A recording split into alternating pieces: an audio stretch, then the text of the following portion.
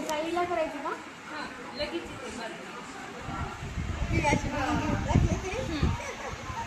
हे गोल गोल वाला पण एक असते ना असं